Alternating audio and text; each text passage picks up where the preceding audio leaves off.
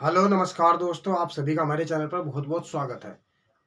और जो आज की वीडियो है इस पर हम बात करेंगे यूपी पीसीएस में 2022 की जो वैकेंसी आई है उसमें आप जो है एसडीएम या डीएसपी कैसे बन सकते हैं। तो आज की वीडियो शुरू करने से पहले मैं आप लोगों को बता दूं कि यूपी पीसीएस 2022 के प्रीलिम्स को लेकर जो है अनअकैडमी पर हमारा कोर्स चल रहा है।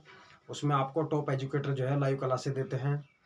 बैक ईयर के जो पेपर है उनको पूरा सोल्व कराया जाएगा। आपको सभी प्रैक्टिस सेट्स आपको कराए जाएंगे और आपको जो है पूरी प्रीलिम्स की पूरी स्पेशल ऑफर है, आपको तैयारी कराई जाएगी। और मेरा ये रेफरल कोड है UWP10। अगर आप इसका यूज करते हो तो आपको जो है 10 से 15% की छूट मिल जाएगी। 10 से 15% की छूट जो है आपको देखने को मिल जाएगी इस पर।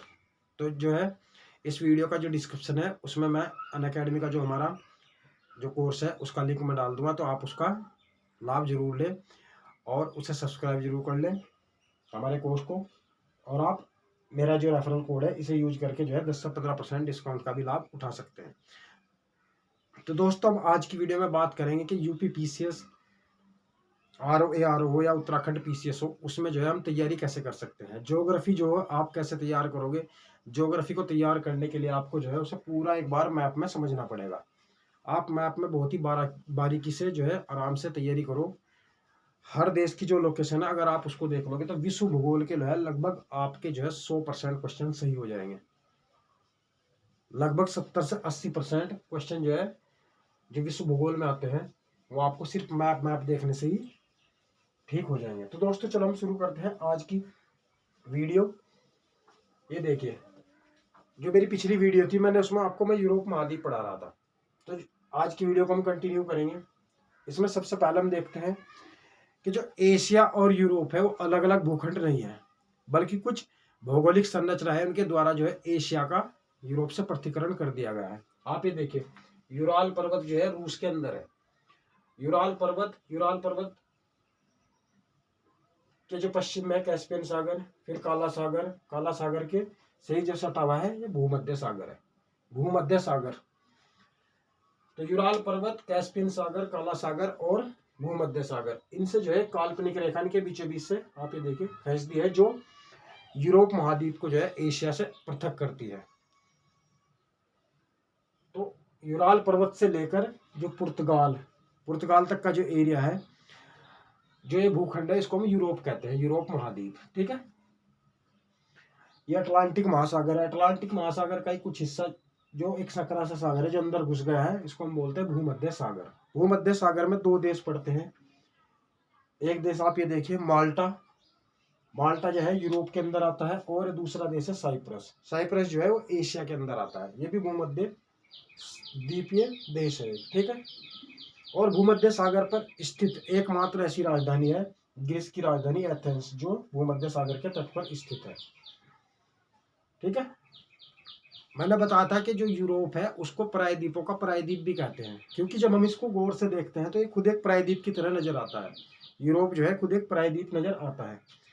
जैसा आप ये देखिए, आइबेरियन प्रायद्वीप, इसके अंदर दो देश बसे हुए हैं, पुर्तगाल और स्पेन।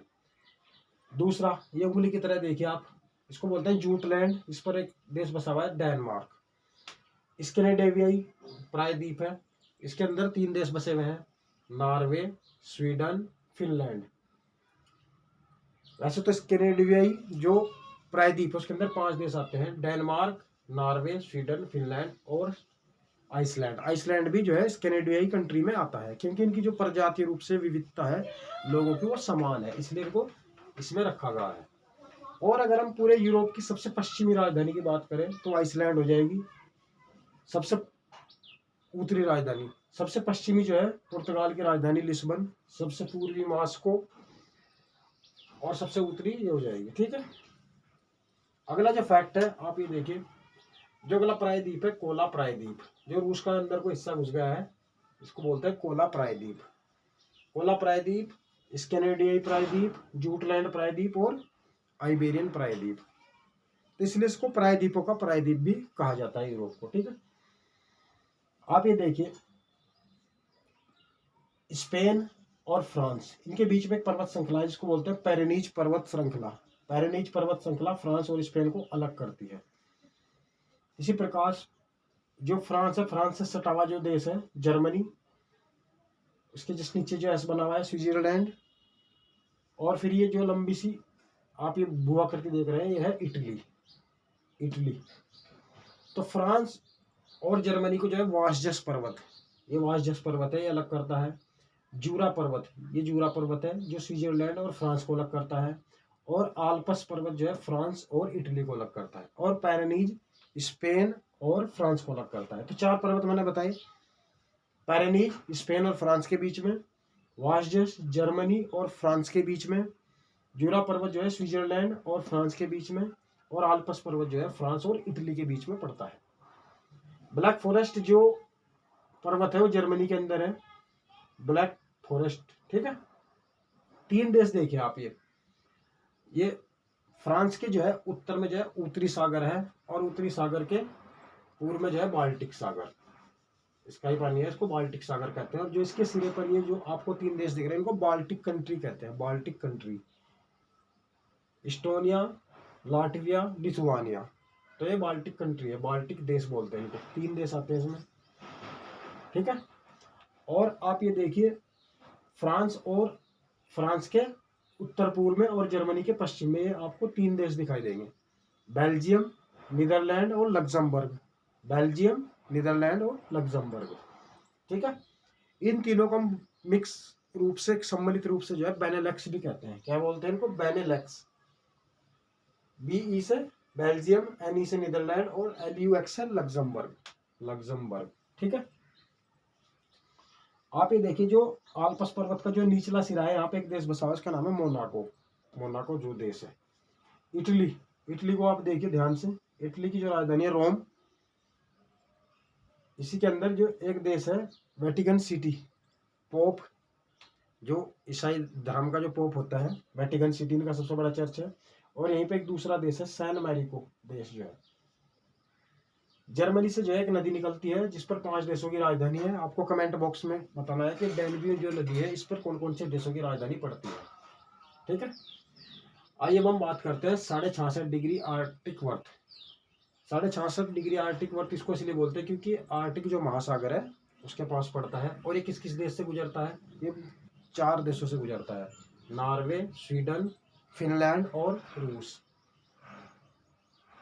ये जो है पूरा उत्तरी ध्रुवीय जलवायु वाला क्षेत्र है। यहाँ पर पूरा बर्फ वाला क्षेत्र है, हिमाच्छादित रहता है ज्यादातर। लेकिन जो मुर्मुस्क बंदरगाह है कोला प्रायद्वीप पर पड़ता है रूस के अंदर, ये साल भर खुला रहता है। साल भर इसलिए खुला रहता है कि उत्तरी अटलांटिक से जो आने वाली गर्म जलधारा है उसकी वजह से जो है इसका जल नहीं जम पाता। ये पूरा क्षेत्र जो है ध्रुवीय जलवायु वाला क्षेत्र होने के बावजूद भी जो मुर्मुस्क बंदरगाह है ये साल भर खुला रहता है। और यहाँ से जो व्यापार है, यूरोप के जहाजों का आवागमन रूस के साथ में लगा रहता है। एकमात्र बंदरगाह है रूस के पास जो साल भर खुला रहता है। आप ये देखिए फ्रांस की जो बगल में, फ्रांस की जो राजधानी है सीन नदी के तट पर है।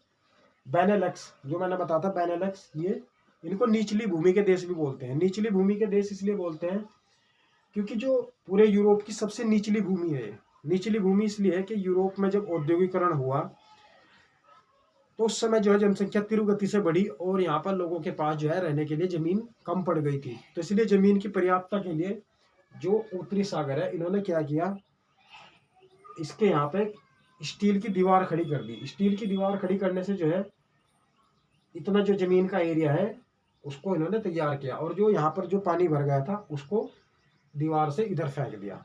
तो इतनी जो जमीन है इनको खेती के लिए, रहने के लिए जो है तीनों देश है समुद्र की जो मुख्य भूमि थी उसी में बसे हुए हैं। तो ये मुख्य भूमि से नीचे के देश है इसलिए इनको निचली भूमि के देश भी कहते हैं। और ये जो उत्तरी सागर है उसी का पानी इसमें से खाली करके बनाए हुए देश है। नेक्स्ट ये देखिए रूस की राजधानी मॉस्को जो है यूरोप में पड़ती है और बाकी जो यूराल पर्वत से पूर्व का जो रूस है वो एशिया के अंदर आता है। कैस्पियन सागर, यहाँ पर वल्दाई पहाड़ी है रूस में, वल्दाई पहाड़ी से वोल्गा नदी और यूराल पर्वत से यूराल नदी कैस्पियन सागर में गिरती है। और कैस्पियन सागर जो है वो लवणीय झील है, दुनिया की सबसे बड़ी झील है। और इसका जो उत्तरी सिरा है वो ज्यादा नमकीन वाला है, क्योंकि इधर वाला फ्रेश वाटर है, लेकिन जो इसका दक्षिणतम सिरा है वो ज्यादा लवणीय है, क्योंकि दोनों नदियों का जो पानी है वो लगातार इसमें आता रहता है। और जो इसका जो लवणीय क्षेत्र है वो, जो इधर वाला ज्यादा हिस्सा है दक्षिण वाला, उसमें ज्यादा नमक मिलेगा, और इधर वाला थोड़ा फ्रेश वाटर है, क्योंकि पानी का प्रवाह हमेशा लगातार होता रहता है। और कैस्पियन सागर के बगल में ही अरल सागर है, अरल सागर, अरल सागर है इसके पूर्व में। ठीक है। तुर्की जो है एशिया का सबसे पश्चिमी देश है, एशिया, लेकिन सबसे जो पश्चिमी राजधानी है वो साइप्रस है। आइए अब हम बात करते हैं, आप ये देखिए, फ्रांस और ये ब्रिटिश द्वीप समूह है, ब्रिटिश द्वीप समूह, ब्रिटिश द्वीप समूह, यूनाइटेड किंगडम, आयरलैंड। तो आयरलैंड का जो उत्तरी आयरलैंड वाला हिस्सा है, ये वाला उत्तरी आयरलैंड, अगर उत्तरी आयरलैंड प्लस वेल्स, ये वाला वेल्स का हिस्सा है, वेल्स, और ये ऊपर वाला है स्कॉटलैंड, इसको हम बोलते हैं स्कॉटलैंड। तो उत्तरी Ireland plus Scotland plus England और प्लस वेल्स, इन सबको मिक्स रूप से मिलाकर हम बोलते हैं यूके, यूनाइटेड किंगडम। ये अलग अलग किंगडम थी, स्कॉटलैंड की किंगडम, इंग्लैंड की किंगडम, वेल्स की और उत्तरी आयरलैंड की। तो इसको सबको मिलाकर सम्मिलित रूप से हम बोलते हैं यूके। और अगर हम बात करें ग्रेट ब्रिटेन की, तो ग्रेट ब्रिटेन के अंदर जो उत्तरी आयरलैंड वाला हिस्सा है इसको छोड़ दो, बाकी वेल्स, स्कॉटलैंड और जो इंग्लैंड वाला है इसको बोलते हैं great Britain. Great Britain, England की जो राजधानी है लंदन, और जो आयरलैंड है दक्षिणी आयरलैंड, इसकी डबलिन, इसकी जो राजधानी है वो डबलिन है, डबलिन। इंग्लिश चैनल या डोवर जल संधि जो है वो फ्रांस से ब्रिटिश द्वीपपुंज को अलग कर दिया है। जल संधि का मतलब होता है कोई अगर दो बड़े सागरों को जोड़ने वाली जो सकरा सागर होता है उसको जल संधि बोलते हैं, या जल डम्बरू भी कह सकते हैं इसको। ठीक है। तो उत्तरी सागर को जो है अटलांटिक सागर से जोड़ता है इंग्लिश चैनल के द्वारा। आइसलैंड, आइसलैंड की राजधानी रिजविक है, लेकिन इस पर जो राजनीतिक अधिकार है वो डेनमार्क का है, डेनमार्क। ये पूरा आइसलैंड जो है बर्फ वाला एरिया है।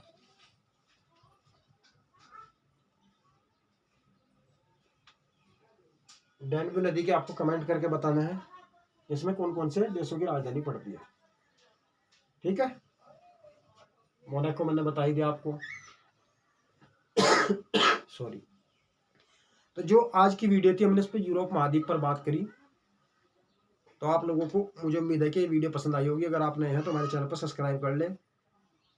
तो जो आज की वीडियो होगी इस पर मैं और नेक्स्ट यूरोप के बारे में मैं डिस्कशन करूंगा, और इससे जो अगली वीडियो होगी एशिया महाद्वीप पर भी मैं बनाऊंगा, अफ्रीका महाद्वीप पर, अमेरिका, उत्तरी अमेरिका, इन सब की जो है आपको मैप के द्वारा पूरा ज्योग्राफी की तैयारी मैं कराऊंगा। तो वीडियो देखने के लिए बहुत बहुत धन्यवाद। आपका प्यार हम लोगों को ऐसे ही मिलता रहना चाहिए। Thank you so much. जय हिंद, जय भारत।